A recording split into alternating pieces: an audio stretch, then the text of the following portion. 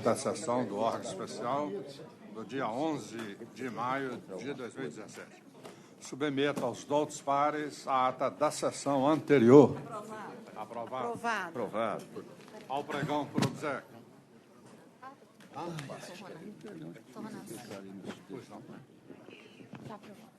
Item 3, pela ordem de inscrições para sustentação oral. Item 3, agravo regimental 75/2017. Relator, excelentíssimo desembargador Marcos Moura Ferreira. Agravante, Janice Nogueira Gonçalves Cury. Agravado, desembargador-presidente do tribunal. Impedidos, excelentíssimo desembargador Júlio Bernardo do Carmo. Excelentíssimo desembargador Ricardo Antônio Moalen. Processo retirado de pauta, em face dos pedidos de vista formulados pelos excelentíssimos desembargadores Denise Alves Horta e Luiz Otávio Linhares Renault. Inscrito para sustentação oral, doutor Tiago Cardoso Pena, pela agravante. 75. Tá, 75 de 2017, concedo a presidência. Ah, pois não, obrigado, presidente. Parece que já houve sustentação oral, né? Acho que não. Não houve sustentação oral? É, porque foi adiado. Ah, foi antes. A própria parte Pediu para retirar, né? Então, eu concedo a palavra ao eminente advogado. Boa noite, excelências. Bom, vou alongar o menos possível, inclusive, razão da adiantada hora.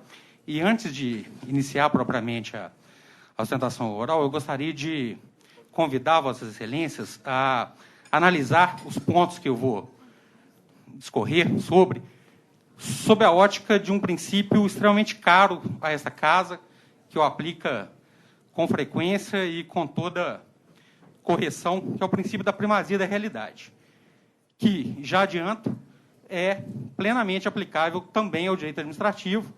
Cito como exemplo o verbete de súmula do Superior Tribunal de Justiça, que trata do pagamento de função comissionada quando a função é exercida de fato, ainda que não haja a nomeação. Então, o princípio da primazia da realidade, tão caro a vossas excelências, também aplicável ao direito administrativo, deve ser a lente, né, através da qual deve analisar alguns dos pontos que eu passo a expor aos senhores. É uma situação fática, né, vossas excelências já têm ciência, situação de uma permuta, né, a gente alega uma permuta de duas servidoras, que, por um erro material, né, segundo o que a gente defende no recurso, aconteceu, uma servidora saiu de uma função em uma sexta-feira, dia 6 de setembro, e, por um equívoco, foi nomeada para a função para a qual ela estava indo, na segunda-feira, dia 9 de setembro. Ficou fora dessa função, em tese, 2 dias, um sábado e um domingo. Não bastasse o sábado, feriado nacional, 7 de setembro. Sábado, que é dia útil não trabalhado, feriado nacional. Então, nem dia útil não trabalhado não era, nesse caso concreto. Já a outra servidora, que era permutante, acumulou as duas funções durante esse final de semana, só indo para a outra função na segunda-feira. O ponto central da decisão recorrida é a presunção de legalidade e legitimidade do ato administrativo, dessas portarias que foram editadas lá em 91. Não, lá em 91, é possível rever isso agora? Vou chegar nesse ponto daqui a pouco, demonstrar por que essa revisão ainda é possível. 3 pontos nos levam à conclusão de que essa revisão ainda é possível, mas daqui a pouco vou chegar lá. Vamos atacar antes essa questão dessa presunção de legalidade e legitimidade do ato administrativo. Realmente, é sabido por todos que militam em favor do ato administrativo essas duas presunções. Só que, nesse caso concreto, excelências, essas duas presunções são contraditórias. Não há como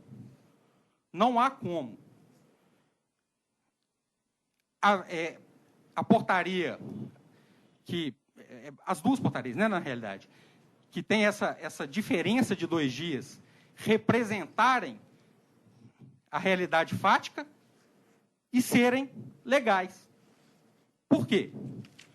Porque a única hipótese disso ocorrer, que é o fundamento da decisão recorrida, seria a servidora, que não a recorrente, ter substituído, e é o que se lê na decisão recorrida, a explicação para esse fato bizarro, ela ter substituído na função durante um final de semana com um feriado nacional no meio.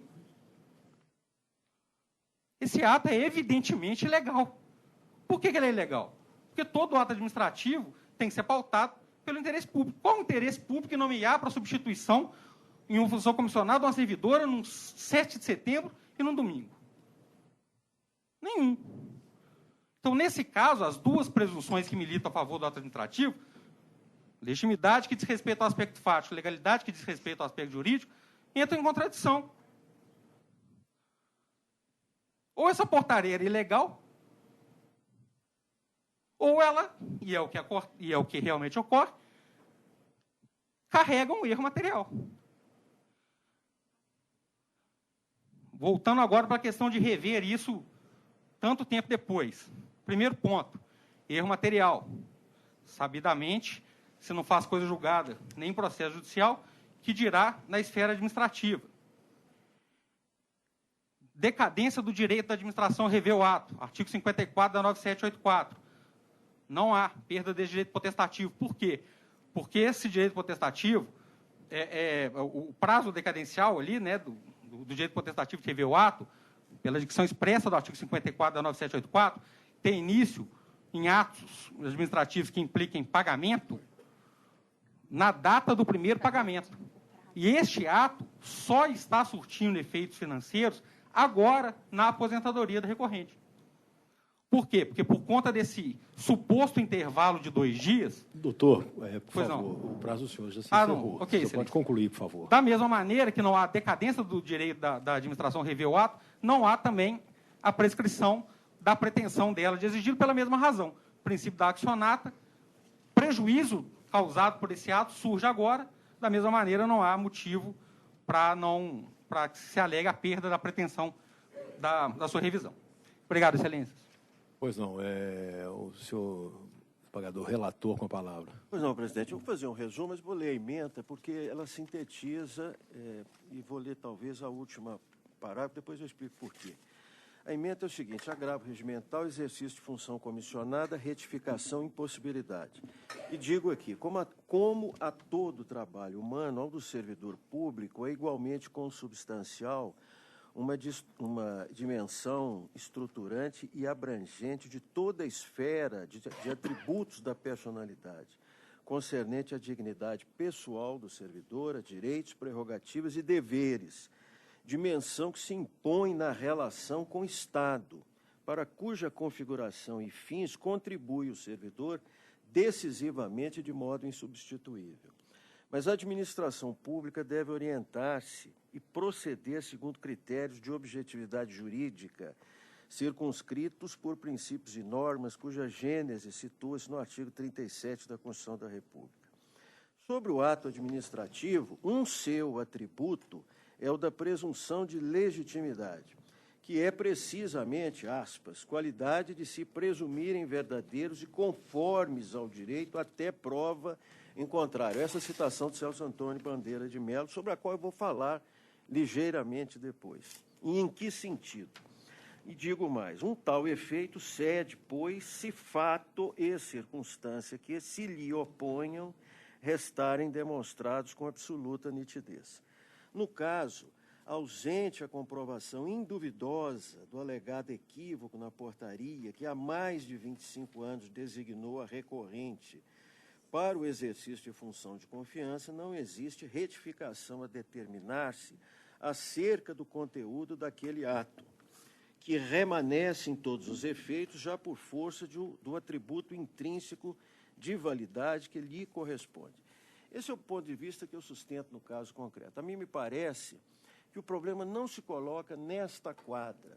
Em princípio, o único que nem chamo isso de princípio, e não é efetivamente um princípio, porque não imanta, como diz o Celso Antônio Bandeira de Mello, todo o ordenamento jurídico para dispor de maneira uniforme e amplamente convincente sobre qualquer coisa, mas esse critério de presunção de legitimidade do ato administrativo é um critério que se impõe à administração pública, sobretudo em um ato que foi lavrado há 25, quase 26 anos atrás.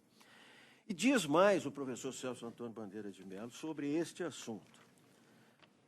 Ele cede em juízo. Ele não cede perante a administração pública se esta não reconhecer de logo que cometeu um erro, e um erro inexcusável. Mas em juízo ele cede. Não há presunção que não ceda. Por isso é que a legalidade não é propriamente uma presunção. Aí sim é um princípio constitucional. É o primeiro dos princípios naquele elenco de princípios que circunscrevem a atividade da administração pública brasileira no artigo 37 da Constituição da República. Eu examinei isso com muito cuidado, porque é um assunto de delicada tessitura, pode-se dizer assim. Trata-se de uma servidora pública que prestou e presta ainda relevantes serviços à administração pública, isto é, o Tribunal Regional do Trabalho da Terceira Região. Eu não a conheço, mas sei que é, porque eu examinei os documentos que estão nos autos, registros funcionais, etc. Mas não acho que a circunstância de a administração não ter feito a respeito do dia, acho que é 7 de setembro, um feriado, não ter feito naquela data, o ato não muda as coisas, não fez e pronto, a administração lavrou o ato no dia mais um pouco à frente e ficou aquele período a descoberto.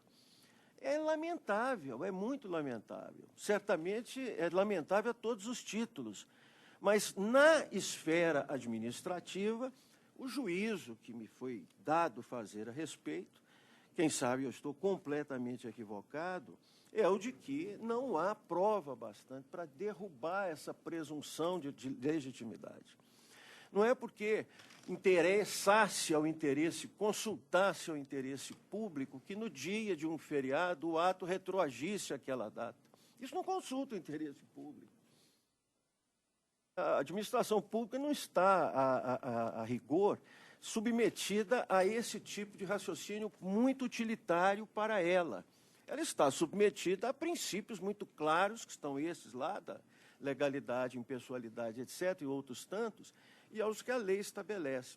O que eu acho que ela não pode fazer, repito, na esfera administrativa, é o meu ponto de vista, é dizer que o seu princípio, que decorre do ato e da validade do ato, tenha cessado a sua eficácia. Pois bem, juntou-se, então, um documento, uma declaração da eminente juíza Maria José de Andrade Comel, minha colega de concurso, muito respeitada, muito querida por todos nós. Nesse sentido, ou no sentido de um documento que uma outra servidora, segundo a alegação envolvida nesta permuta, como o ilustre advogado disse da tribuna, também já fizeram.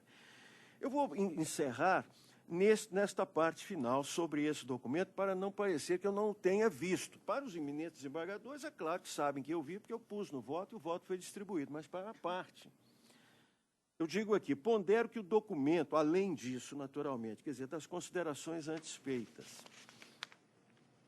o documento, por último coligido, não opera, no plano da convicção que formei acerca do quadro probatório, nenhum efeito contrário à conclusão que já antecipei no contexto deste voto. De fato, ali se declara que a agravante foi indicada para ocupar cargo de confiança desde 7 de julho de 1991. Mas isso não quer dizer que a referida indicação tenha sido, nos seus efeitos, implementada pela administração do tribunal, a quem competia registrar e formalizar o ato. E por que não foi? Não sei. Por erro da administração, pode ter sido, mas não foi efetivamente. Não obstante, a autoridade moral que se deve reconhecer a quem o firmou, ilustre magistrada, ora aposentada, que sempre se impôs ao mais elevado respeito de todos ao longo de sua sempre propiciente judicatura, como certamente se deve reconhecer a firmatária, que é a outra servidora, que se aposentou, parece, do documento de folhas 49, o certo é que a presunção de legitimidade do ato mantém-se intocável, à vista das razões antes expostas e de um fato, a meu juízo, data vênia, cuja eloquência não se deve pôr de parte, e foi mencionado na tribuna, por isso que eu estou lendo esse último parágrafo. Conforme se vê dos dados funcionais, pelo que eu pude extrair, conforme se vê dos dados funcionais, em momento algum, já na época em que se expediram os atos administrativos sob escrutínio, a recorrente requereu que seus vencimentos naquele mês, no período de correspondência, naqueles dias, fossem objeto de correção, para percebê-los em estrita consonância com os padrões remuneratórios da função em que se pretende titularizada desde 7 de aqui está julho, mas, na verdade, parece que é setembro. Eu errei aqui 2 vezes na citação. Setembro. Que se pretende titularizada desde 7 de setembro de 91. Não parece razoável que não se insurgisse acerca dos efeitos financeiros se a situação fosse indiscutivelmente a que relata. Por isso que tal, emergindo do plano subjetivo para uma compreensão objetiva do problema, apenas reforça e convalida a situação de fato e de direito que se contém na portaria 326 de 91, datíssima vênia, e da divergência, doutíssima divergência da desembargadora Denise, porque ela distribuiu o voto, sei que há, que opera, aliás, num campo que é possível operar, não nos argumentos de mera presunção, que é o da razoabilidade, que a rigor nasceu no direito administrativo, que a rigor está na gênese do princípio de proporcionalidade, que a rigor se aplica ao direito administrativo e vamos por aí. Agora, a mim não me parece, porque eu não vejo na esfera administrativa, repito, como rever, a administração rever. Embora ela possa fazer isto. Súmula do Supremo diz que se a administração se convencer da ilegalidade dos seus atos, e não precisa dizer que da inconstitucionalidade deles, não é? Ela pode, espontânea própria, rever o seu ato. Isso não quer dizer que ela possa sair revendo todos os atos que praticou dessa maneira ou daquela, presumivelmente legais. Essa é uma questão típica para um contexto probatório amplo. É o meu ponto de vista. E lamento profundamente, lamento muitíssimo, porque eu sei que isto, como foi dito da tribuna pelo ilustre advogado, muito provavelmente vai afetar o cálculo dos proventos da servidora hora recorrente, agravante. Mas eu não posso, convencido do contrário, é diferente de quem se está lançando ao convencimento de uma posição completamente diferente, com razões muito fortemente deduzidas, mas convencido de que está certa a administração, não posso rever esse ato. A minha proposta de voto é essa, excelência. Aliás, o desembargador Ronan está... Na sessão passada, houve 2 pedidos de vista, desembargador Luiz Otávio e a desembargadora Denise. Então, eu passo a palavra ao desembargador Luiz Otávio. Eu até sugeriria que passasse a doutora Denise, que ela já fez uma divergência, e a minha tendência, lamentando profundamente o ocorrido, porque há uma referência à possibilidade de um erro material na portaria e a acumulação do exercício de 2 funções pela outra servidora, o que seria juridicamente impossível, mas eu estou entendendo que na esfera administrativa, e aí eu já estaria até encaminhando meu voto, a discussão ela fica muito limitada.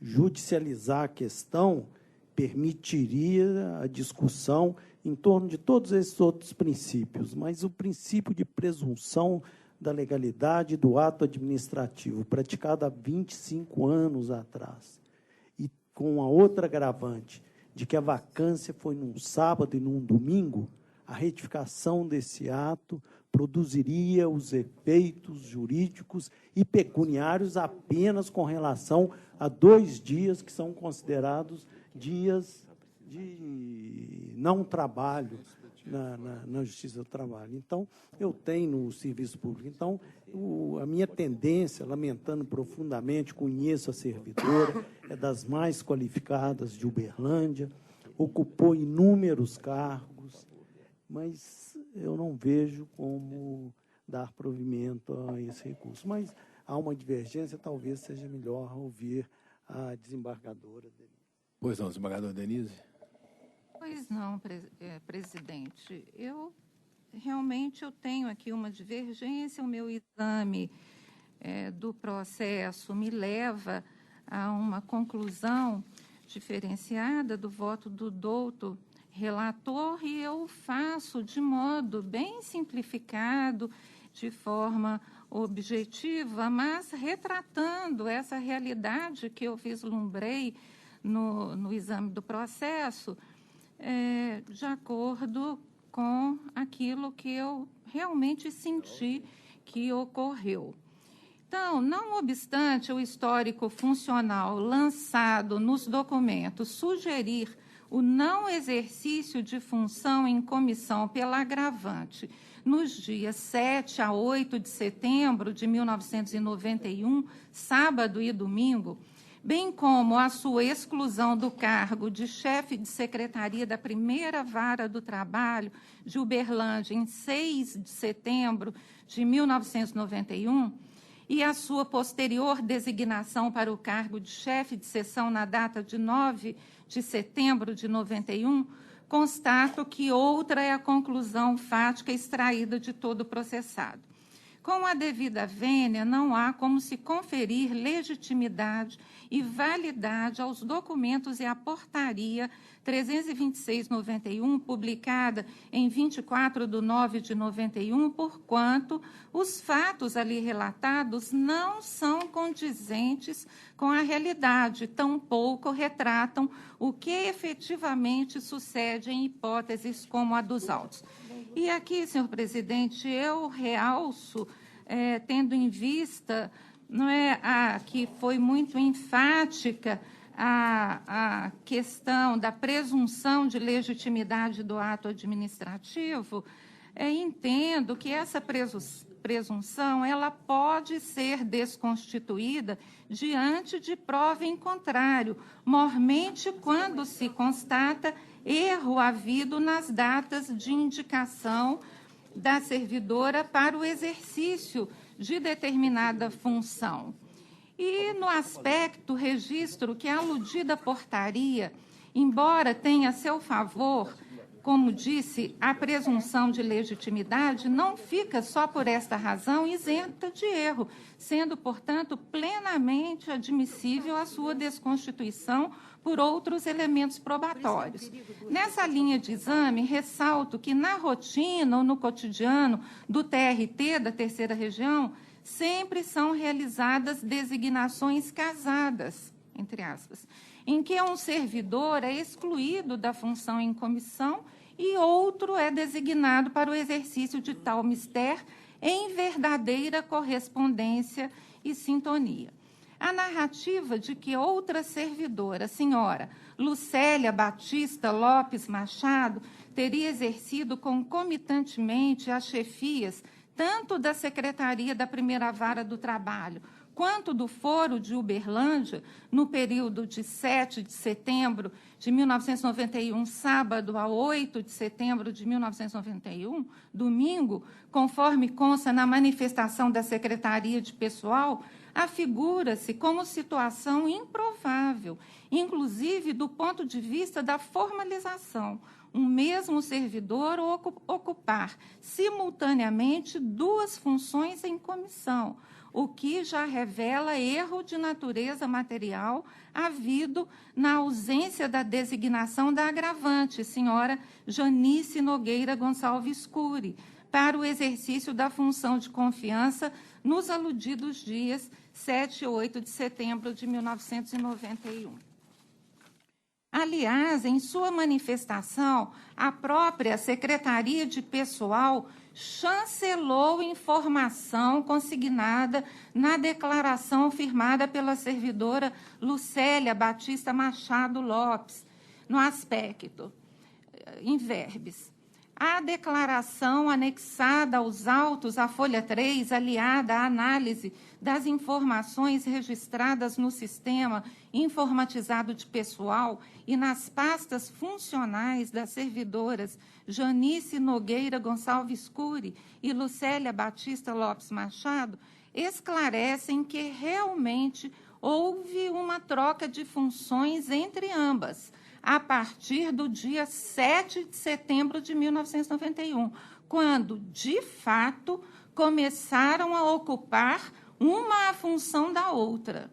O equívoco na interrupção é corroborado pelo fato de a servidora Lucélia Batista Lopes Machado ter exercido concomitantemente as chefias da Secretaria da Primeira Vara e do Foro de Uberlândia no período de 7 do 9, sábado, a 8 do 9, domingo, de 1991, já que, conforme portaria 325 de 91, DEG MG 25 do 9 de 91, fora excluída do seu encargo de origem em 9 do 9 de 91, segunda-feira. Dessa forma, da data máxima vênia, a situação das servidoras será definitivamente acertada com a retificação das portarias número 325 91 e 3291, para constar como data da exclusão e da inclusão dos encargos de ambas as servidoras o dia 7 do 9 de 91.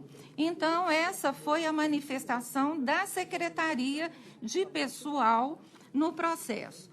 Não fora isso, a situação discutida no presente feito restou totalmente esclarecida por meio do relato da excelentíssima juíza do trabalho, doutora Maria José Andrade Comel, que é minha colega de concurso na magistratura e, como bem lembrou o desembargador Marcos Moura, é uma magistrada extremamente respeitada, hoje aposentada, e que sempre pautou brilhantemente a sua carreira por todos os princípios que nós também pautamos a nossa.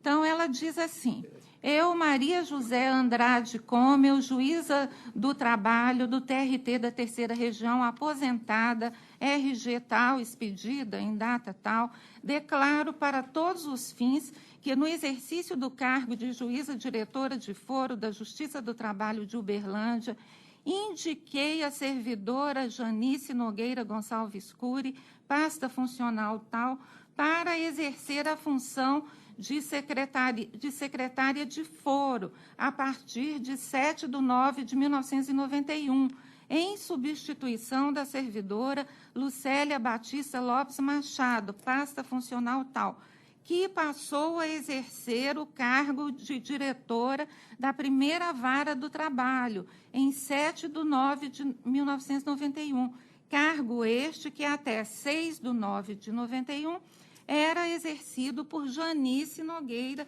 Gonçalves Cury. Declaro ainda que não houve cumulação de funções entre as duas servidoras, mas sim a troca simultânea de cargos, ocupando uma a função da outra.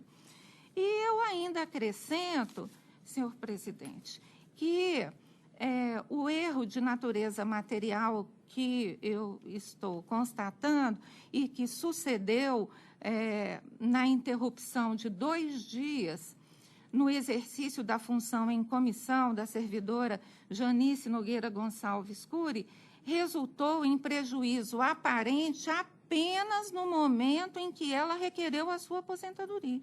A partir daí é que a agravante teve ciência de forma efetiva de que, em face do teor das portarias, constando o período descontínuo no exercício de função comissionada, não teria direito à integração da parcela opções em seu provento de aposentadoria.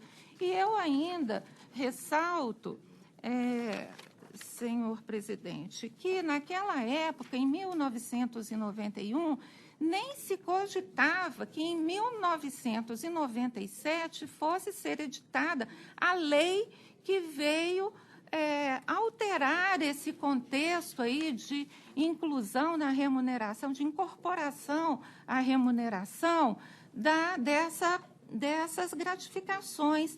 Então, naquela época, em 1991, não se cogitava de que isso fosse causar algum prejuízo, ainda que tivesse sido detectado pela funcionária, tendo em vista que ela teria uma carreira imensa pela frente para que solidificasse a incorporação da sua gratificação. Então, em 97, veio essa alteração legislativa toda, né? E, então, muito posterior a 1991, que foi a data dessa situação. Então, na verdade, agora, quando ela pretendeu a sua aposentadoria, foi que constatou que essa interrupção ia gerar um prejuízo enorme de não poder ter incorporados aos seus proventos os valores da gratificação recebida por uma vida inteira. Então, eu entendo nessa linha, em vista do exposto e com fulcro no princípio da razoabilidade, dou provimento ao agravo regimental para reconhecer o exercício contínuo da função em comissão da servidora hora agravante, senhora Janice Nogueira Gonçalves Cury, em face da inexistência da suposta interrupção à vida nos dias 7 e 8 de setembro de 1991. É como voto.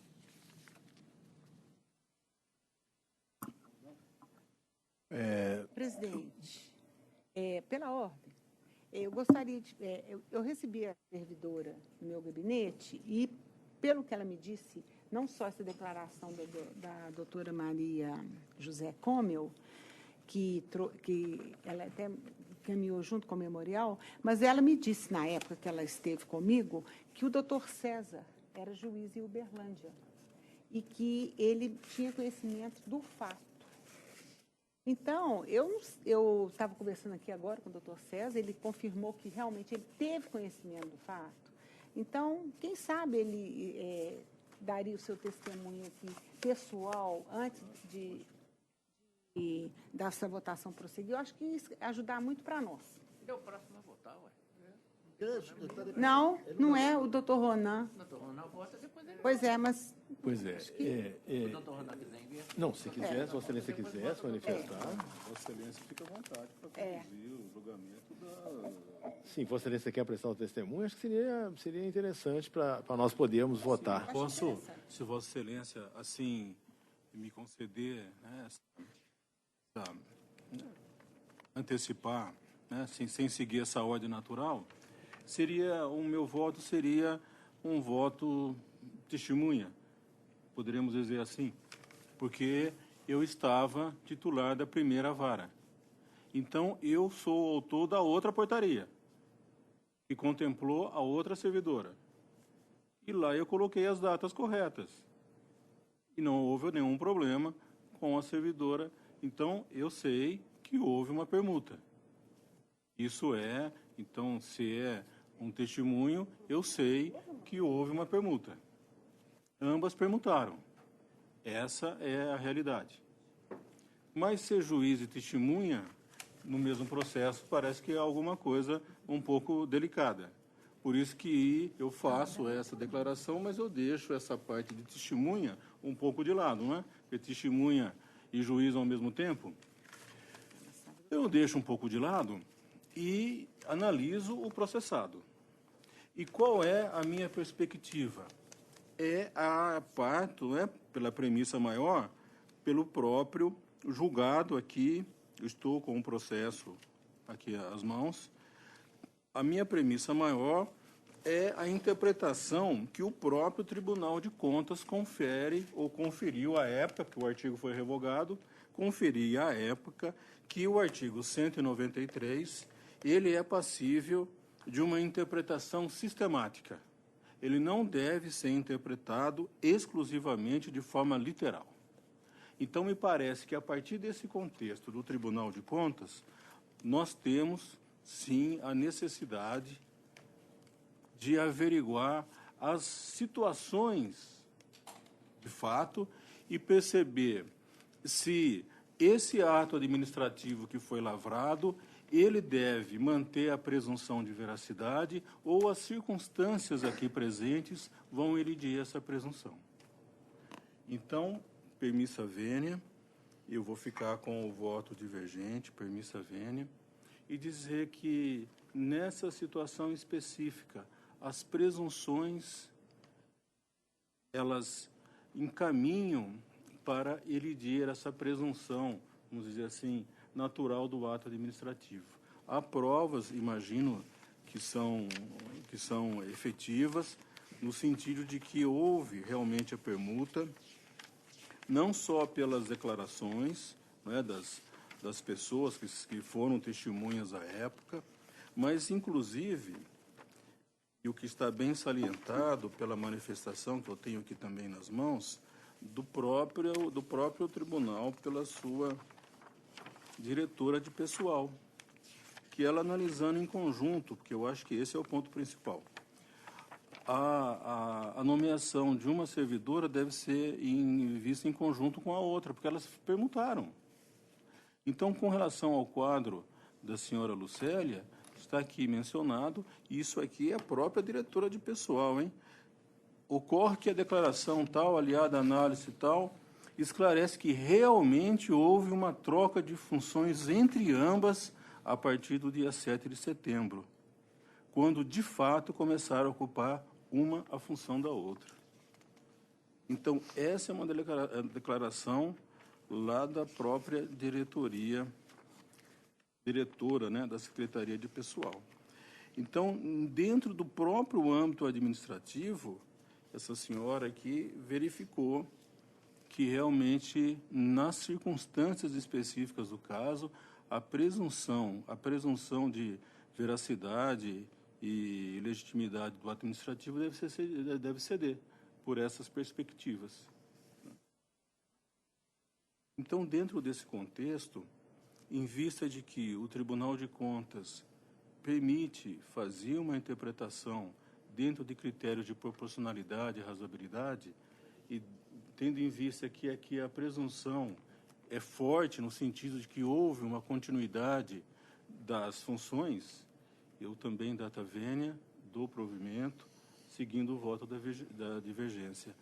E acrescentando ainda que há uma impossibilidade do trabalho em 7 de setembro. Nós estamos no feriado. Não é uma segunda para terça, quarta e quinta normal. É um final de semana com um feriado nacional. Há uma impossibilidade fática do exercício, porque a outra senhora que foi nomeada em permuta, ela não exerceu naquele dia. Era feriado. E naquela época que a legislação era outra, essas datas não eram significativas, porque a legislação mudou. 10 anos depois, ou sei lá quanto tempo depois, é que houve essa mudança de legislação, e a partir daí, um dia ou outro, faz uma grande diferença hoje. Claro que se isso tivesse vigência na época, teria, então, a outra parte das portarias, haveria um maior cuidado.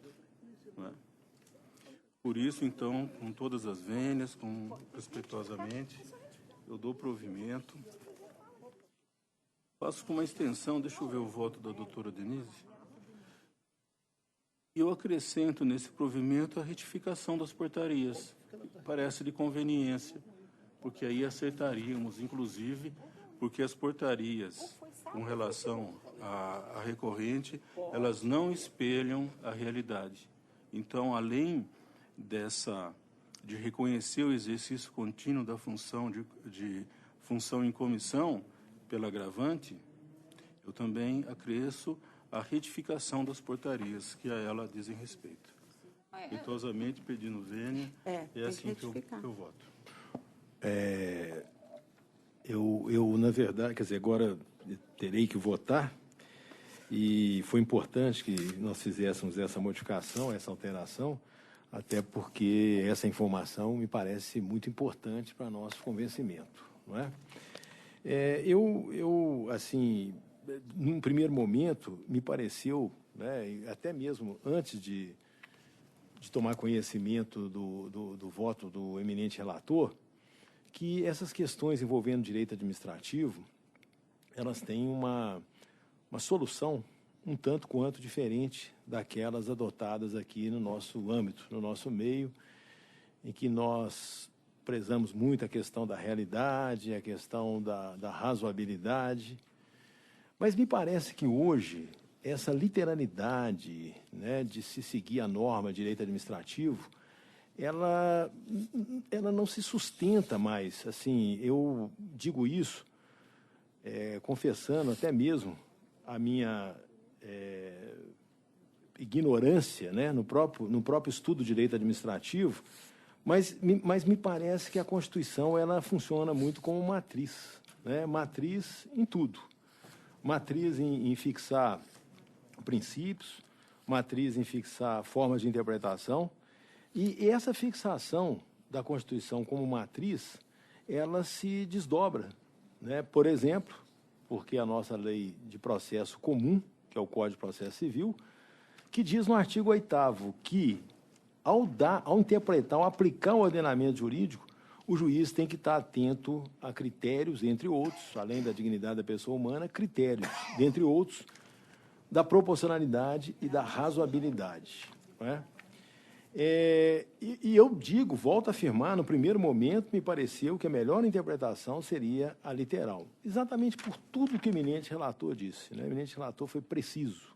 Né? Os princípios constitucionais, da administração pública. Vou pedir a vocês para não fazer comigo essa injustiça da literalidade. Eu fico vencido, não tem problema nenhum, mas em momento algum eu prismei nesse aspecto. Não há literalidade possível na aplicação da norma. Nada é definível, tudo é interpretável. Ainda agora nós falamos do Miller, e ele diz claramente, é o dado de entrada, a norma é só o dado de entrada. O importante é a construção do intérprete. Exato. A norma é resultante da vontade. Então, só para não me fazer... Não, Vossa Excelência, então me perdoe, porque eu estou cometendo um equívoco. Estou cometendo um equívoco. Definitivamente claro, não fica. É uma interpretação também. A diferença do texto para a norma, né? Você colocou essa questão e Vossa Excelência também. Então, Vossa Excelência me perdoe. Eu vou aproveitar só pedindo uma parte de Vossa Excelência para dizer isso, em momento nenhum. Para não parecer... Por isso que eu vou depois juntar o voto. Sim. Porque senão pode dar essa impressão. Definitivamente não é. A administração pública tem princípios e eles são objeto de interpretação. Vossa Excelência me perdoe, porque Vossa Excelência faz bem a distinção do texto, né, e da norma. Quer dizer, o texto que está lá e a norma que é a sua interpretação, e muitas vezes feita pelo juiz, né, no momento em que ele não usa o método subjuntivo e faz a aplicação da norma, e fazendo a aplicação da norma, ele constrói o direito naquele caso. E me parece, e Vossa Excelência também faz referência aos princípios da administração previstos na Constituição, em especial da legalidade também, que é mencionado nesse artigo 8º, além da razoabilidade, a legalidade, a eficiência, tudo isso é mencionado. E Vossa Excelência, então, dentro da sua coerência, né, dentro da estrutura de voto de Vossa Excelência, dentro da forma como Vossa Excelência se convenceu, Vossa Excelência, então, entendeu que esses princípios, né, a leitura deles, a aplicação deles, não levaria a outra solução que não a adotada por Vossa Excelência. E o que eu, na verdade, argumento aqui também, que essa presunção de legitimidade do ato administrativo, ela é uma presunção. E nós sabemos que toda presunção admite prova contrária, prova em contrário.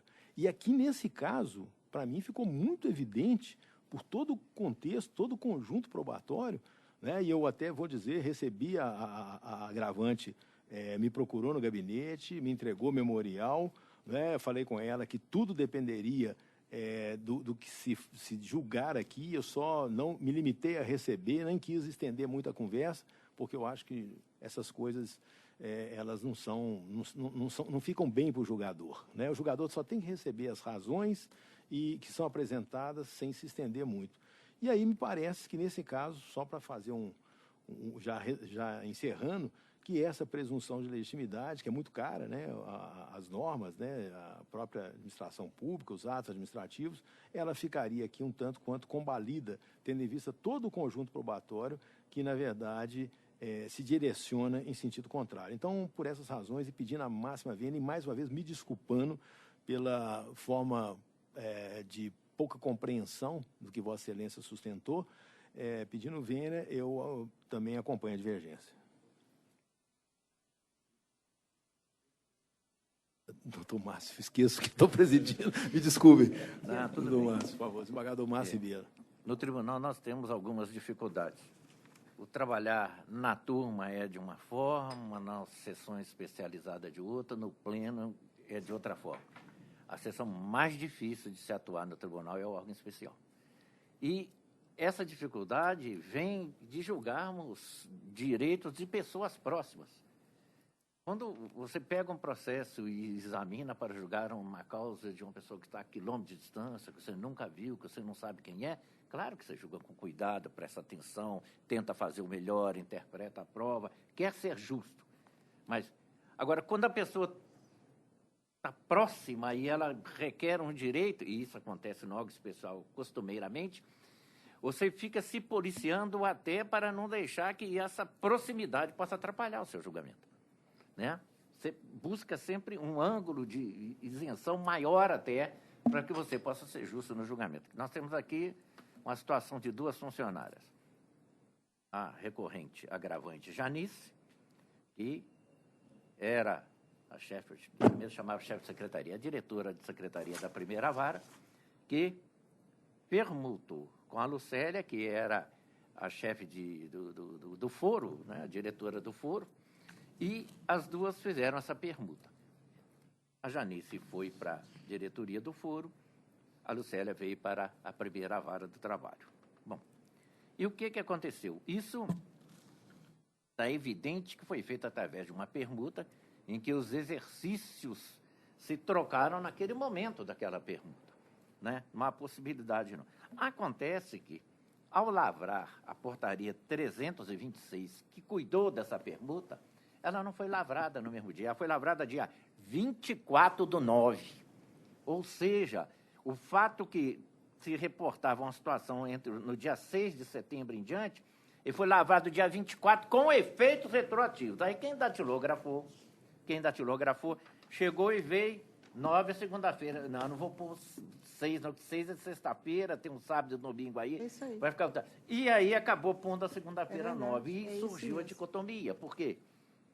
A Lucélia passou a ter exercício lá na primeira vara de Uberlândia, já dia 6, dia 7, e a Janice, que é a recorrente, a agravante aqui, só a partir do dia 9. E aí surgiu essa dúvida de 2 dias. A princípio, como diz o doutor Renaud no voto dele, mas 2 dias e 25 anos depois vão reclamar 2 dias? Não. É que esses outros 2 dias têm outros desdobramentos, né? Depois de um certo tempo, a legislação mudou e apareceram as possibilidades de incorporações para aqueles que já tinham essas vantagens dessas chefias, diretorias, em tempos passados, no exercício da função. Depois isso foi sendo proibido, mas quem tinha direito adquirido ficou com direito adquirido.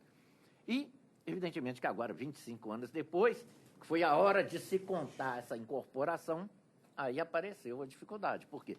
Vai dar uma diferença considerável na aposentadoria da agravante Janice. Eu estou examinando essas portarias, dizendo que eu sou muito legalista, mas sou justo também. Então, a portaria ela tem a favor dela a presunção de legitimidade, de legalidade. O ato administrativo é taxado, acoimado com essas qualificações. E eu até fui examinar as informações da autoridade agravada. E ela diz que a administração, presa à legalidade, não pode presumir fato. Isso é uma verdade. Ele não pode ficar presumindo fato. Presumo que houve um erro, que não houve. Ela não pode presumir. Ela tem que agir dentro do que é, porque isso é que traz a legalidade, a força do ato administrativo. Mas eu entendo que ela pode retificar um ato se constatado efetivamente um erro de fato, porque está mais que evidenciada aqui nos autos, sobretudo até depois do depoimento do doutor César, que não houve interrupção no exercício dessas funções. Então, esses 2 dias estão excluídos por um erro, de fato, talvez até pelo fazimento dessa portaria com efeito retroativo, né? E você vê que não tem nenhuma má-fé, que você já que era com efeito retroativo, podia pôr a partir do dia 6, aí pôs a partir do dia 9, porque se achou que esse era o dia correto, e quando não era. E com isso está se gerando essa dificuldade, que o setor de pessoal do tribunal confirma, o doutor César confirmou, a doutora Maria José Comel confirmou também, tudo nos mostrando que, efetivamente, houve um erro de fato, né? E, dentro do princípio da razoabilidade, esse erro, de fato, ele pode ser retificado, porque isso está no âmbito administrativo, e essa nossa decisão é administrativa, né? A decisão do órgão especial aqui, ela tem uma conotação de ato de decisão administrativa, não é uma decisão judicial, não. Nós estamos examinando o ato administrativo e, obviamente, que a administração pode rever os seus atos administrativos a qualquer momento, desde que, efetivamente, constatada uma situação dessa que é geradora de um erro de fato e que, pelo princípio da razoabilidade, ela pode ser revista e consertada. Por isso, eu, respeitosamente, elogiando amplamente o voto do doutor Marcos Moura, uma lição de direito administrativo, né? Uma colocação precisa de como o direito administrativo deve ser interpretado, mas, diante dessa situação aqui, que me parece que constatado um erro efetivamente, de fato, eu acho que é prudente que a administração reveja o seu ato. Acompanhe, então, respeitosamente a divergência. Vereadora Maria Laura. Presidente, tem pouca coisa a ser acrescentada agora, depois do voto do doutor César, do doutor Márcio e também de Vossa Excelência. Eu acho que o fato de ser uma permuta, de ter havido essa permuta entre as funções, evidencia o erro de fato que aconteceu. E esse erro foi constatado até dentro da diretoria de pessoal. E que sugere que se retifique, que sejam retificadas as 2 portarias, porque essas portarias são assim mesmo. Passará a ocupar o cargo tal que antes era exercido por fulano de tal. O outro, a mesma coisa. Então, o fato de ter havido essa permuta é que permite a gente concluir que a portaria da agravante saiu errada quando foi feita com efeito retroativo só no dia 25, enquanto a outra foi feita imediatamente, na hora que estava acontecendo, e 2 pessoas diferentes fazendo portarias de uma permuta, que deve ser porque um era juiz da primeira vara, outro juiz da segunda vara. Então, acho que está na hora de acolher o parecer da diretora de pessoal e mandar retificar essas portarias para que essa servidora não tenha prejuízo na sua aposentadoria, porque, senão, o que era realidade deixou de ser. E por que foi só descoberto agora? Evidentemente, se no fim de semana... Não, e no fim de semana, quem ia saber quem estava na diretoria da vara e quem estava no foro? Estava fechado, o tribunal estava... A vara estava fechada. Senão, uma ia encontrar com outra. O que você está fazendo aqui? Eu que sou a diretora do foro. E isso poderia ter sido descoberto na hora. Então, eu, data vênia, do brilhante voto do relator, estou acompanhando a divergência. Divergência. Desembargador Luiz Otávio. Presidente, eu já manifestei meu voto pedindo vênia e até desculpas à servidora. Como o desembargador Márcio falou, é uma das atribuições mais espinhosas no órgão especial, apreciar e julgar processos de colegas. São nossos colegas de trabalho de anos e anos, é uma servidora que tem todas as qualidades e qualificações. Ficaria aqui a noite inteira enumerando todas as qualificações dela, mas data vênia, a minha dificuldade é retroagir esse ato para que ele passe a vigorar em um sábado e um domingo. Se fosse época que tivesse plantão ou alguma coisa tivesse acontecido lá na diretoria do foro, que ela tivesse sido convocada e tivesse efetivamente prestado serviço, mas retroagir esse ato para que ele se inicie, comece a vigorar em um sábado e domingo, a data vênia tem dificuldade, então vou acompanhar o relator. Relator. Desembargadora Emília Facchini. Senhor presidente, muito pouco me resta a explanar aqui a respeito desse caso, porque já fomos muito esclarecidos, principalmente pelas declarações aqui do desembargador César Machado, que vivenciou essa situação. Me parece que os meus fundamentos ficariam totalmente esgotados, eu não tenho mais o que acrescentar. Eu entendo também pela possibilidade da retificação do ato administrativo e, como foi dito aqui, a gente precisa realmente separar a legalidade do que é legal e do que é justo. Então, apurando toda essa situação, eu acho que se torna nítido que houve realmente uma falha nessas questões, talvez não falha, eu diria mais um equívoco com relação a essas datas que foram lançadas, e eu fico até muito, de uma certa forma, satisfeita de que nós possamos hoje, tantos anos depois, tentar aqui, estamos aqui, para corrigir algum equívoco do passado.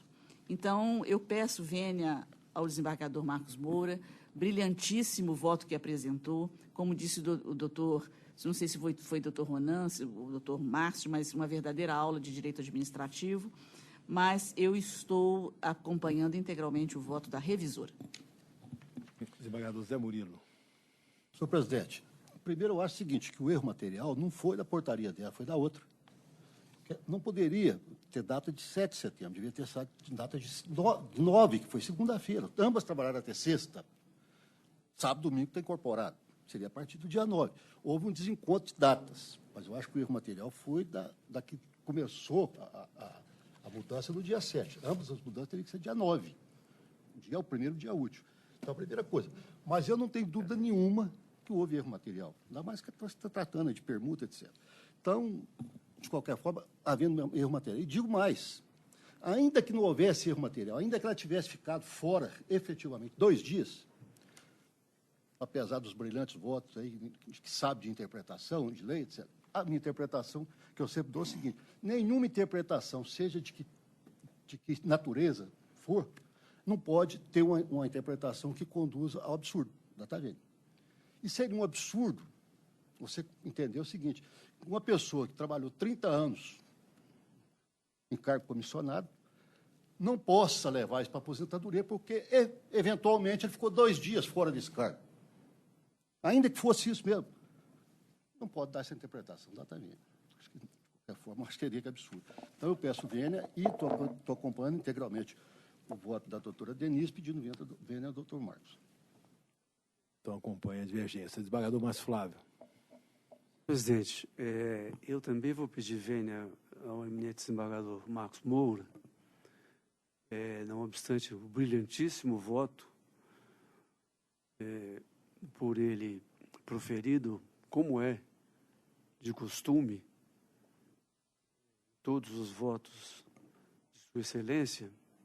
Nós sabemos que realmente o ato administrativo, em princípio, goza da presunção de legitimidade e veracidade, que constituem atributos, segundo a doutrina, constituem atributos, né, do ato administrativo, ambos ligados ao princípio da legalidade.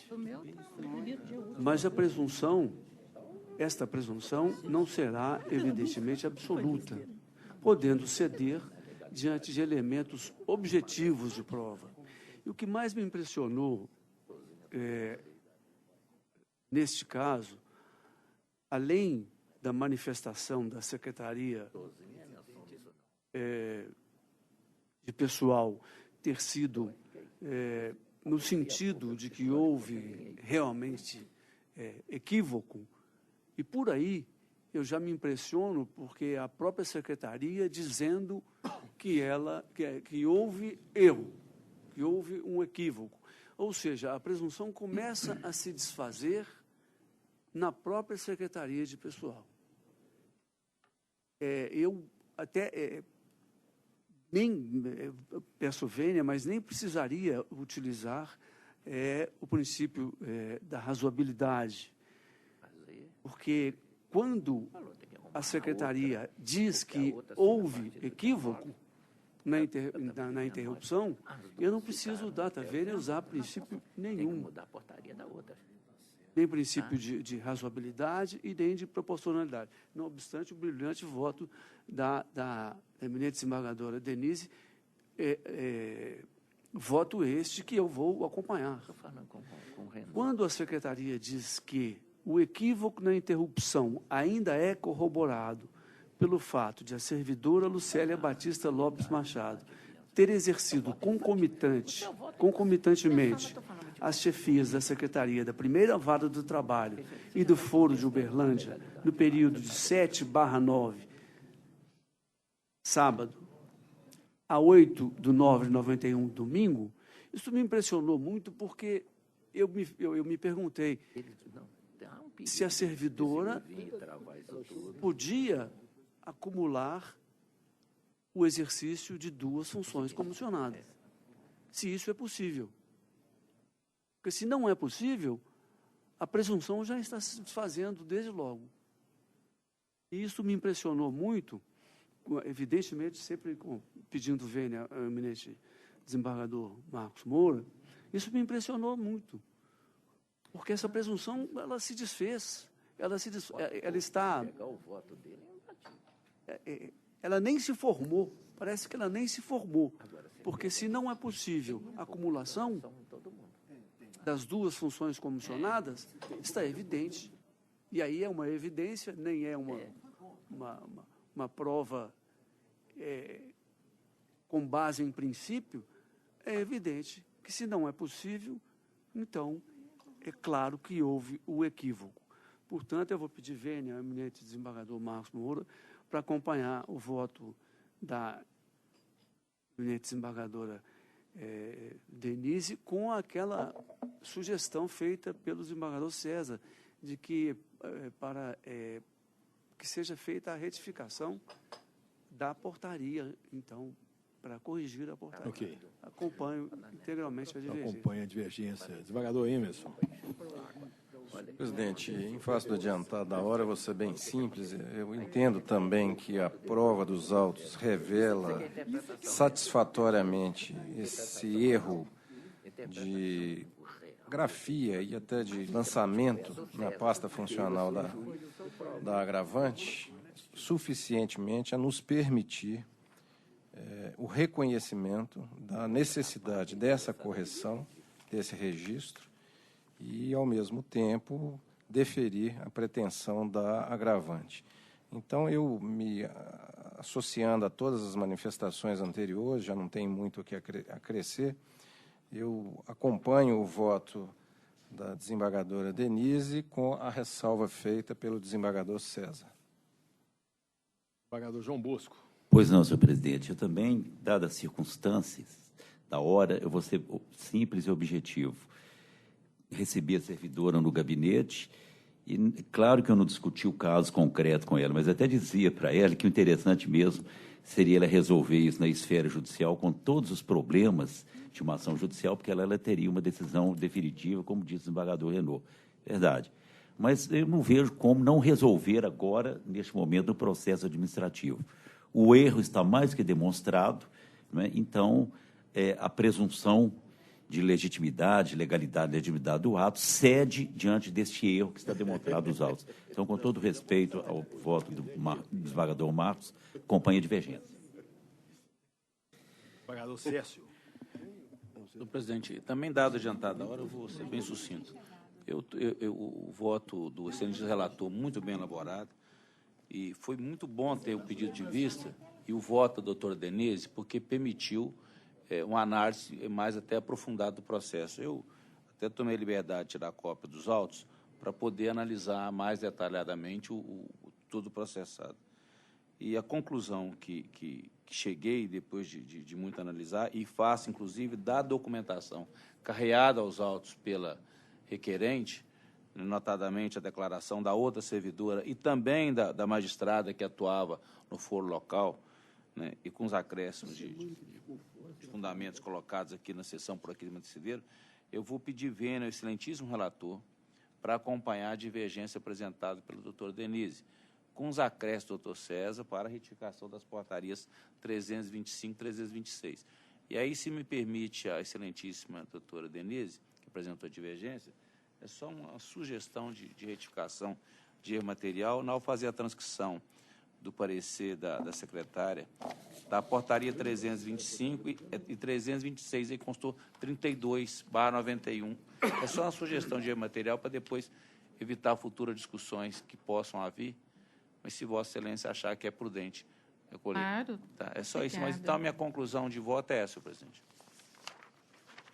Pois não, então proclamo que, por Senhor maioria, presidente, deu-se... antes de Vossa Excelência proclamar, se Vossa Excelência me permitir, apenas para fazer o seguinte registro. Em primeiro lugar, eu vou pedir para juntar o voto vencido, porque eu estou, de fato, convencido dessas razões, em função também enfim, o estudo que fiz do caso. É bom que fique, para não parecer que ficamos vencidos apenas nós dois, sem razões que contivessem alguma substância. Mas a outra questão é a seguinte, apenas um esclarecimento, para não parecer, porque já se disse aqui muita coisa, o problema de ter coração e não ter, de levar ao absurdo, quer dizer, mas isso faz parte da discussão do colegiado, não tem o menor problema, do testemunho que o desembargador César prestou, faz parte da natureza colegiada da decisão. Mas, de qualquer maneira, eu queria fazer aqui um registro apenas, que a servidora, eu não sei quem é a servidora, nem sei se ela está presente, mas se estiver, ela esteve no meu gabinete, eu notei que os colegas a receberam, como eu certamente receberia. Em princípio, eu não recebo parte, em hipótese nenhuma, de qualquer processo. Mas nem vou discutir isso. No meu caso específico, no meu caso, na minha posição, eu recebi o advogado e o ilustre presidente, que estavam juntos no dia, o doutor Cássio, da Aster, os recebi e os receberia novamente. Mas parte normalmente não receberia. Mas no caso específico, eu sou relator do feito. Então, para que não fique esta impressão de que nem recebi. Agora, o voto vencido eu vou juntar, do jeito que é. Com algumas modificações que eu vou fazer aqui quanto a erro material do próprio voto, corrigir. O doutor Renan me chamou a atenção aqui para um deles, problema de data. Então, eu peço a juntada, mas isso pode ser feito imediatamente. Pois não, então eu proclamo que, por maioria, deu-se provimento... Senhor presidente, então, eu só para esclarecer, né, e para que não paire nenhuma dúvida, eu vou acrescentar ao final do voto, a conclusão do voto, após, né, dizer que... citar as datas, né, nos dias 7 e 8 de setembro de 91, impondo-se a retificação das portarias 325, 91 e 326, 91, para todos os fins de direito, que ora determino, constando-se como data de exclusão e da inclusão dos encargos de ambas as servidoras o dia 7/9/91. Atenderia, então, nessa forma. Atenderia, porque é o que a diretoria de pessoal... Exatamente. Posso proclamar? Sim. Então, por maioria deu-se provimento ao recurso nos termos da divergência apresentada, ficando como redatora a eminente desembargadora Denise Alves Horta e sendo deferido a juntada de voto vencido pelo desembargador Marcos Moura Ferreira. E assim se decide, devolvo a presidência ao eminente desembargador Júlio Bernardo.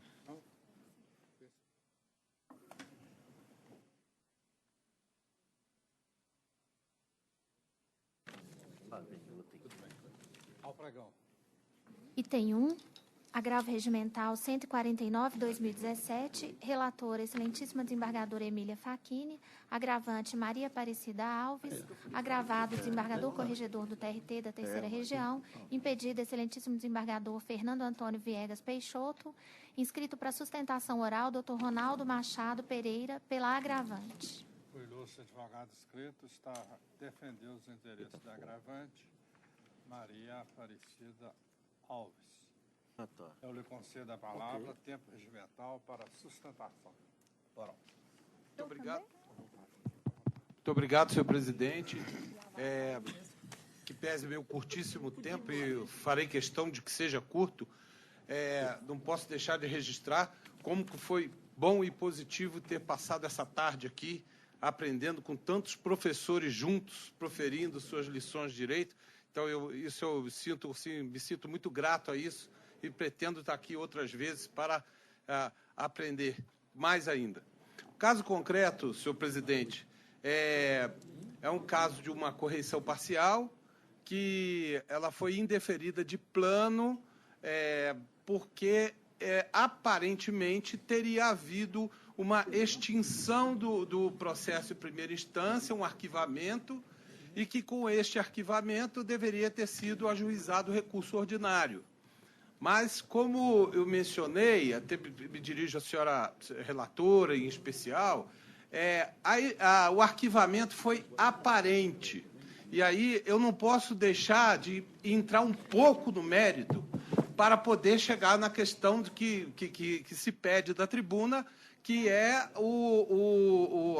a revisão, o provimento do agravo regimental para que a correição parcial volte a tramitar normalmente. Porque o fato é o seguinte, a trabalhadora a agravante, detentora de estabilidade provisória por exercício de cargo de dirigente sindical, ela demitida arbitrariamente, ela ingressou com a ação com o pedido de reintegração, que foi distribuída à 4ª vara do trabalho, inicialmente a 3ª, a 4ª vara do trabalho de Coronel Fabriciano.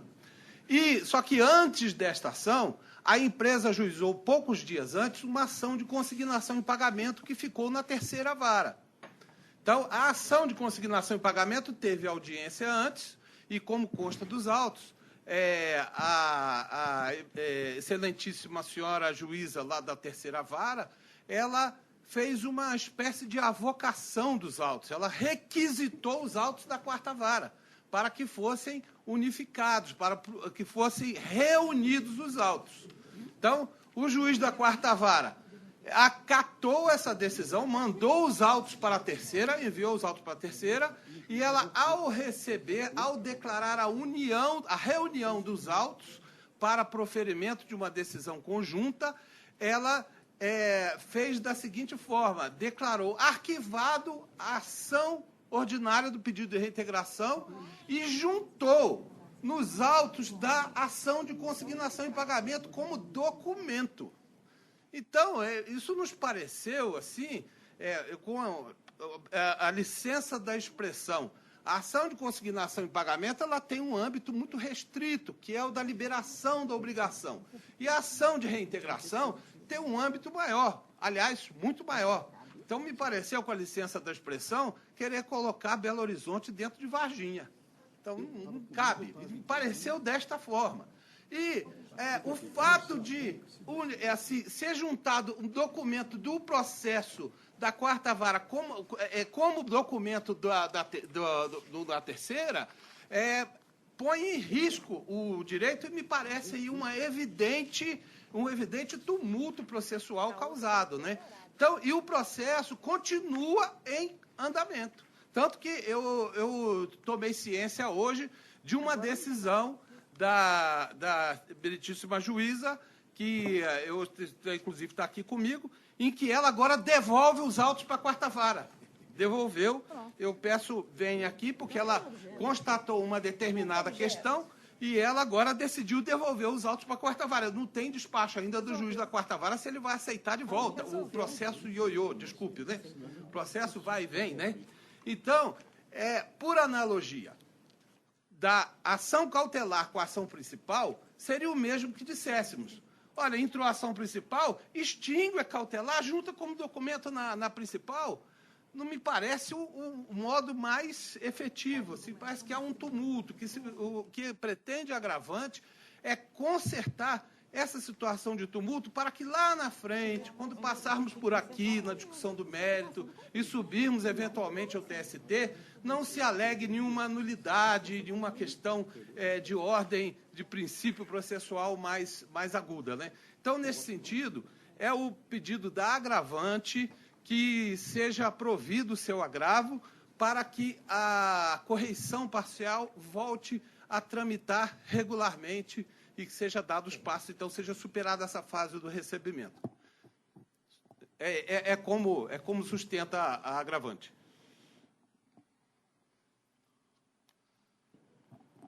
Bom, toda a vida aí a sustentação atua neste processo como o relator, a eminente desembargadora Emília Facchini, que tem a palavra. Pois não, senhor presidente. Os fatos foram narrados pelo ilustre advogado e exatamente como ocorreram. A juíza da terceira vara de Coronel Fabriciano, ela requeriu, ela avocou os autos, o 120, 93 e 54, que tramitava na quarta vara, e se tratava de uma reclamatória, para que fosse analisado conjuntamente com a demanda 11.989/62, que estava em curso na terceira vara e fora ajuizada poucos dias antes. E, após a remessa do processo pela quarta vara, a juíza, então, teria proferido uma sentença terminativa do feito e arquivado aquela demanda e juntando os documentos da reclamatória na consignatória. E, na verdade, o que eu apurei desse agravo regimental é que a postulante aqui no caso, ela não se insurge contra essa reunião dos processos, mas, na verdade, em face da extinção daquela reclamatória, pelo que ela pede, então, a cassação da decisão que extinguiu a reclamatória. Levada à corregedoria, o ilustre corregedor entendeu que realmente não se cuida de caso de correição, mas sim de uma situação onde cabe recurso e, portanto, ele rejeitou o pedido de correição parcial e, portanto, manteve a decisão, pelo que os autos vieram, então, distribuídos para a relatoria e para a submissão ao órgão especial. Eu não vi realmente fundamento, mesmo com esta novidade, por assim dizer, trazida pelo advogado da tribuna, de que a ilustre magistrada teria determinado agora, há poucos dias, a devolução dos autos à quarta vara, mas eu ainda continuo entendendo válido o meu posicionamento de que, no meu entender, essa reunião dos processos da forma como realizada não teria trazido nenhum prejuízo a requerente, uma vez que as lides seriam conjuntamente julgadas. Eu estou entendendo que realmente cabe razão ao que foi explicitado pelo excelentíssimo desembargador corregedor, no sentido de que a correição parcial possui realmente os limites estreitos, não se prestando a discutir o interesse particular do litigante, a melhor interpretação da norma jurídica e nem tampouco a justiça ou injustiça do ato impugnado. Pelo que eu estou conhecendo do agravo regimental e negando-lhe provimento. Bem, alguma divergência? Senhor presidente, permite só um Doutor Sérgio tem a palavra. Essa informação. Eminente desembargador Sérgio. Eu peguei esse problema, eu realmente fiquei com muita dúvida se era ir procedendo ou injudicando, em face de toda. Mas aí, hoje mais cedo, eu fui olhar os processos. Na verdade, o que eu pude apurar, na verdade, é o seguinte: o que aconteceu? Teve a primeira ação, teve uma ação de consignação em pagamento, que é a 11.989, distribuída em 31/10/2016, que caiu na terceira vara. Aí, no dia 18/11, o reclamante ingressou com a reclamação trabalhista, que é a 12.093. A juíza deu um despacho no dia 21 de novembro e falou assim, aqui não tem hipótese que configura a disposição dirigida para esse coisa. E mandou retribuir aleatoriamente. Aí foi retribuído esse processo, que caiu na quarta. Ok. Quando chegou na audiência depois da 11.989, ela falou assim, tá errado mesmo, os processos tinham que reunir. Aí deu um despacho, mandando oficial juiz da quarta para devolver o processo para ela. Aí devolveu. E só que aí, quando ela deu a decisão, aparentemente, ela mandou dar baixa num processo lá, que juntar tudo. Mas acontece que, efetivamente, isso não aconteceu. Porque agora, dia 2 agora, dia 3 agora, ela descobriu que tem uma outra reclamação trabalhista, que foi ajuizada pela reclamante, que é o processo 10087, que é de 15 de maio de 2015. Aí, o que a juíza fez agora? Ela falou, peraí, tem uma reclamação trabalhista já ajuizada pela reclamante. Então, eu vou pegar esses dois processos, que é esse aqui, que é objeto da correição, e a consignação, e mando tudo para a quarta vara.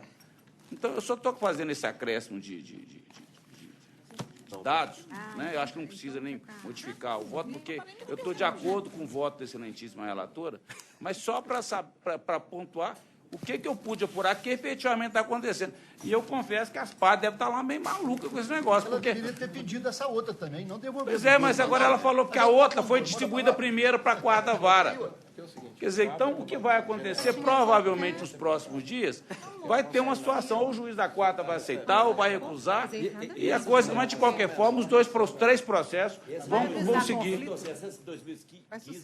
Dispensa também? Não, aparentemente parece que não, porque ela entrou com a ação, parece que o contrato de trabalho estava em curso. Eu não consigo, o PJE, a gente não consegue ter dado a petição inicial do processo, que é um problema do PJE, não sei se tem, mas eu não consigo. Aqui não é consulta pública. Não, os três são PJE. Aí o que acontece é o seguinte, por isso que eu não sei o que tem na outra reclamação. Deve ser outros direitos lá, porque nessa época ela não tinha sido dispensada ainda, foi dispensada depois aí, em 2016. É isso, é só esse dado, mas eu estou integralmente de acordo com o voto da relatora. Tomás Ribeiro do Vale, Senhor presidente, eu estou acompanhando integralmente a relatora, só que diante desse imbróglio todo, eu achava que o ilustre advogado, eu, se fosse o advogado, né, protestaria nesses atos todos lá, para me reservar depois no recurso final. Porque realmente está uma situação meio complexa. Perfeito, mas eu estou acompanhando. Poderia suscitar conflito também, conflito positivo de competência. Vai ter lá agora. Vai dar. Então, alguma outra divergência? Não prevaleceu. Forma unânime, não é isso? O voto da relatora. Deu um conflito. Eu sei. O Emílio está comandando a pauta. Eu já queria comandar a pauta. Comandando a praça. Isso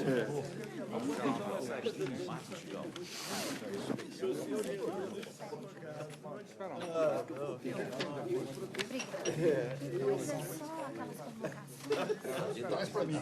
Depois, quando aparecer outro for, esse aqui está completo, volta para lá. É estranho aqui, tá complicado demais. Devolver. Só falou protesto, depois discute no ordinário. Preliminar disso, daquilo, pronto. Abocar processo é a primeira vez que eu vi. E o outro processo. Depois anulado isso tudo aí, pronto, e volta para o tribunal de decadência. Mas no primeiro momento. Essa foi impedida, estou falando aqui dentro. Não, está aí. Também,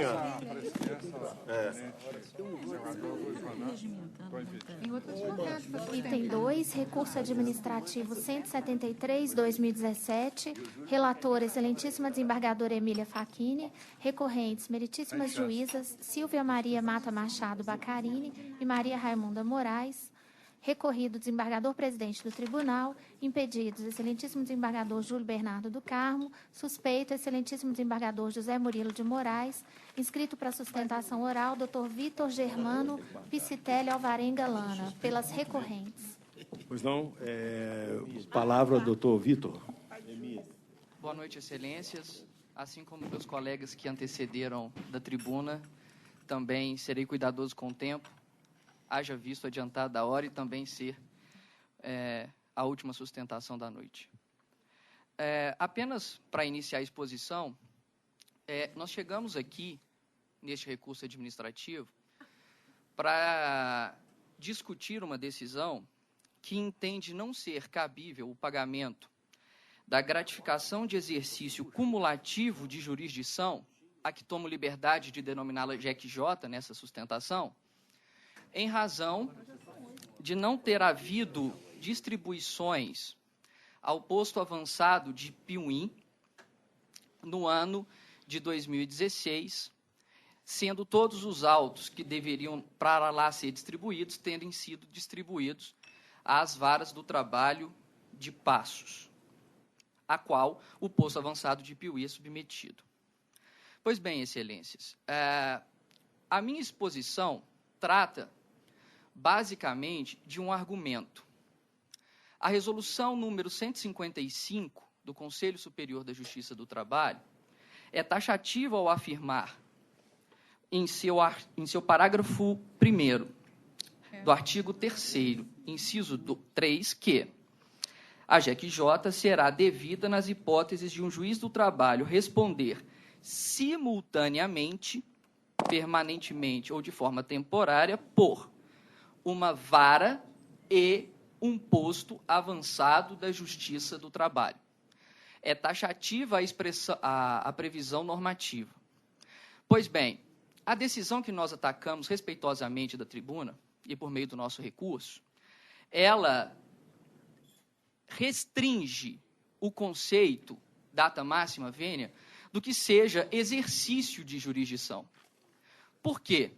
Porque ela se fundamenta no provimento, na implementação do provimento número 2 de 2015 desta corregedoria, em que se implementou a distribuição dos autos físicos e também eletrônicos do posto avançado de Piuí para as varas de Passos.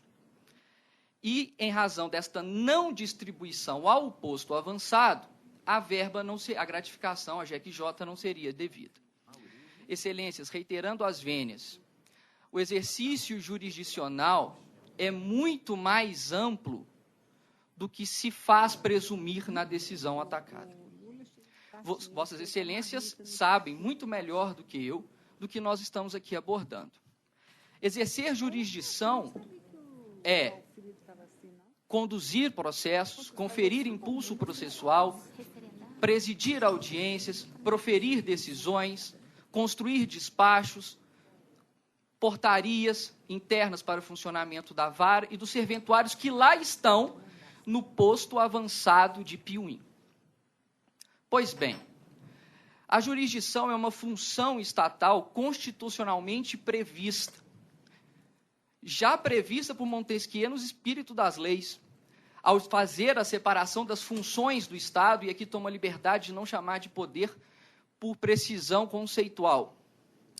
Nós estamos a admitir a decisão recorrida, restringindo o nobre e constitucional exercício da jurisdição, ser magistrado, receber os processos em que pese na vara em que você está atuando, não significa dizer que aqueles processos envolvem uma outra jurisdição, na medida em que existe uma estrutura jurisdicional para tanto, existe audiência para tanto, e o que nós requeremos é que aqueles magistrados que estejam no bojo da resolução 155 tenham o benefício expresso da resolução.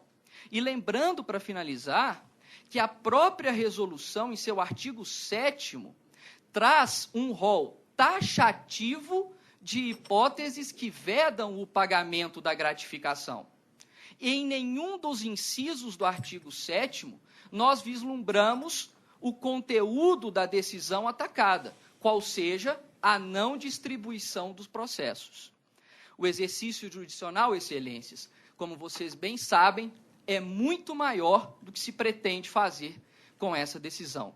Pedindo as vênias de estilo, agradeço muito a atenção de todos e espero, confio em que o recurso seja provido. Pois não, desembargadora relatora, Lília Facchini. Senhor presidente, para ser bem clara e para se fazer inteligível a questão, porque ela me parece quase que um jogo de xadrez, é o seguinte: antes do provimento regional número 2 de 2015, o posto avançado de Piuí, não só o de Piuí e o de Aimorés também, eles recebiam distribuição própria. As juízas titulares das varas de Passos, no caso de Piuí, elas não recebiam a gratificação de exercício cumulativo de jurisdição na modalidade acúmulo de acervo, porque as varas não alcançavam os 1.500 processos novos por ano, que é o requisito previsto no caput do artigo 3º da Resolução 155. Elas recebiam, então, uma gratificação de exercício cumulativo de jurisdição, na modalidade acúmulo de jurisdição, que é o inciso do parágrafo 1º do artigo 3º, é o inciso 3º da resolução, quando elas preenchiam alguns requisitos, né, quais sejam a atuação da juíza como diretora do foro, a ausência de designação de um juiz substituto para atuar no posto avançado e a atuação da juíza no posto avançado em processos distribuídos para o posto avançado. Muito bem. Aí, após a implementação do provimento regional número 2 de 2015, o posto avançado deixou de receber a distribuição própria. Os processos eletrônicos e físicos, eles são direcionados para as 2 varas de Passos. Né? E por conta desse referido redirecionamento, as varas passaram a receber mais de 1.500 processos novos por ano. E as juízas passaram, então, a fazer jus à gratificação do exercício cumulativo de jurisdição na modalidade acúmulo de acervo, né, quando elas preenchem alguns requisitos, quais sejam a distribuição processual superior a 1.500 processos por ano, e quando ela está respondendo sozinha por este acervo superior a 1.500, porque lá existe um juiz auxiliar, um só para as 2 varas. Então, quando uma está sozinha, ela tem a sobrecarga de receber os 1.500. Quando o juiz auxiliar está com a outra juíza, o acervo é dividido. Então, ou seja, após a implementação, as juízas passaram a receber a gratificação por acúmulo de acervo sempre que o juiz auxiliar está atuando na outra vara, porque o requisito dos 1.500 processos novos foi alcançado em razão da distribuição ter se concentrado nas varas. O que vem o pedido recursal? Elas querem continuar a receber a gratificação de exercício cumulativo de jurisdição na modalidade acúmulo de jurisdição, que é do inciso 3º, porque se esse pedido, no caso, fosse acolhido, elas receberiam a gratificação na modalidade acúmulo de jurisdição quando preenchessem os requisitos: atuação como diretora do foro, ausência de designação de um juiz substituto para atuar no posto avançado e atuação da juíza no posto avançado. E também com o juiz auxiliar atuando na vara da juíza diretora do foro. Então, porque lá elas dividem por 6 meses. Uma é a diretora, por outros 6 meses a outra diretora. Nesses 6 meses que ela é diretora, ela não tem o juiz auxiliar. A outra está com o juiz auxiliar. Então, na verdade, a pretensão é que, quando ela não está, ela está com o auxiliar, mas na direção do foro, ela continue recebendo a gratificação. Então, na verdade, o pedido está sendo negado pelas seguintes razões. Primeiro, porque o posto avançado perdeu a autonomia jurisdicional. Então, hoje não se pode mais falar em acúmulo de jurisdição, a partir do momento que foi implementado aqui o provimento regional número 2, que também não saiu do nada, não. Veio por determinação da Corregedoria Geral e por determinação do CSJT. Isso não foi criado porque não poderia. Veio a determinação para que se fizesse esse redirecionamento dos processos que eram encaminhados aos postos avançados. As juízas, então, elas passaram a receber a gratificação na modalidade acúmulo de acervo justamente porque esses processos que antes eram distribuídos ao posto avançado passaram a ser distribuídos às varas, possibilitando-as ultrapassar a marca dos 1.500 processos novos por ano. Portanto, não há coerência em se pagar pelo acúmulo de acervo, contando neste acervo todos os processos distribuídos às varas, e também se pagar por um suposto acúmulo de jurisdição, por atuação das juízas nos mesmíssimos processos que já foram contabilizados naquele acervo.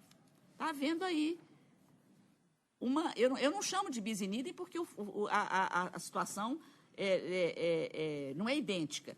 Então, os processos em que atuam as juízas, quando elas estão, isso atualmente, quando elas estão responsáveis pelo posto avançado, são originalmente das varas das quais elas são titulares, né? Então, não há coerência em se pagar a gratificação por atuação em processos pelos quais elas já são originalmente responsáveis. Se a juíza que atua no posto acaba por atuar em processos distribuídos a outra vara da qual ela não é titular, isso é uma escolha das magistradas, porque, na verdade, o presidente deu a elas, inclusive através da resolução, a possibilidade de se responsabilizarem cada qual pelos processos originalmente das duas varas, em caso de ausência de designação de juiz substituto, porque de 15 em 15 dias, a priori, está sendo designado um juiz substituto para atuar lá no posto. Além disso, a direção do foro, como eu disse antes, ela é alternada. Uma fica por 6 meses e a outra fica por 6 meses. Portanto, data máxima vênia, com todo respeito, eu entendo que não é devida a gratificação, no caso, por acúmulo de jurisdição. É como voto, senhor presidente. Eu estou negando o provimento ao recurso administrativo. Pois não, alguma divergência? Presidente, se ninguém se opor, eu gostaria de ter vista desse processo. Vamos examinar melhor essa questão. Vista para o desembargador Emerson e ficando adiado, então, o julgamento do processo. Boa presidência, Vossa Excelência. Adiado, né? Ao pregão, continuando. Matérias administrativas, item 1, processo 219/2017, autorizar a convocação de juiz titular de vara do trabalho para substituir na egrégio tribunal. De acordo. Item 2, processo 281/2017, referendar a convocação de juiz titular de vara do trabalho para substituir no egrégio tribunal. Referendado. Item 3, processo 229/2017, interessado juiz Luiz Carlos Araújo, referendar o ato da segunda vice-presidência que concedeu aposentadoria voluntária por tempo de contribuição ao excelentíssimo juiz Luiz Carlos Araújo. Alguma objeção? Referendado, então, o ato de aposentação de Luiz Carlos Araújo. Aqui, já me lá. Item 4, processo 254/2017, portaria conjunta GPCR número 166, referendar a portaria GPCR 166 de 2017, que dispõe sobre a suspensão do funcionamento do tribunal no dia 28 de abril de 2017, em razão da paralisação nacional prevista para a referida data. Exatamente. A razão daquela paralisação, 28, houve a suspensão das atividades do tribunal e ela foi feita ad referendo do órgão especial, cujo referendo está sendo colhido agora. Alguma objeção? Aposentaram. Alguma objeção? Aprovado a unanimidade? 9 Prosseguindo. aposentadorias. Pode chamar. Item 5, aposentadoria dos servidores Rosane Pereira de Castro, Rosimeire Gomes Maia, Maria Augusta Bering Viana, José Antônio Coelho Ferreira, Irani Tavares Leal, Vera Lúcia Freire Pimenta, Priscila Maria de Andrade Ribeiro, Luiz Carlos Serravite, Rosângela Marques de Lima. Trabalhou com a Deoclésio? Alguma objeção em relação a quaisquer das aposentadorias? Estão todas deferidas, né?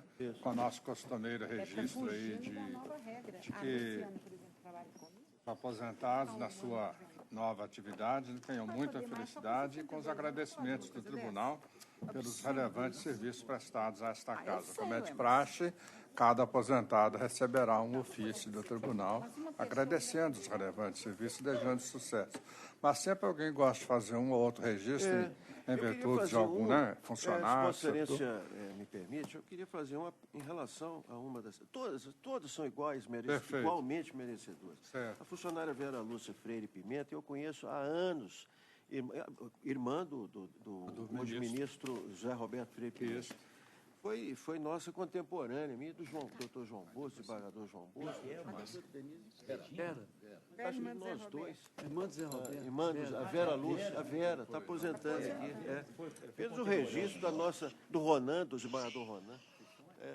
Fez o registro aqui. Eu também aderiria, viu? Outra. Amiga. Amiga de muitos anos. Essa aqui, ó. Todos nós aderimos. Falou com a Deoclésio. Vera, está aqui. Não sei, por último eu não sei. Estava no setor administrativo. Administrativo. Pois acho, esquenta não. Depois eu pego outra. Senhor presidente, Eminente desembargadora Denise. eu peço licença também para acrescer as considerações do desembargador Marcos, João Bosco, enfim, todos os demais, com relação à servidora Vera Lúcia Freire Pimenta, não sem antes cumprimentar todos os demais que estão se aposentando pelos relevantes serviços prestados, mas a servidora Vera Lúcia, ela foi assessora do desembargador Heriberto de Castro, e na época em que nós trabalhamos na mesma turma.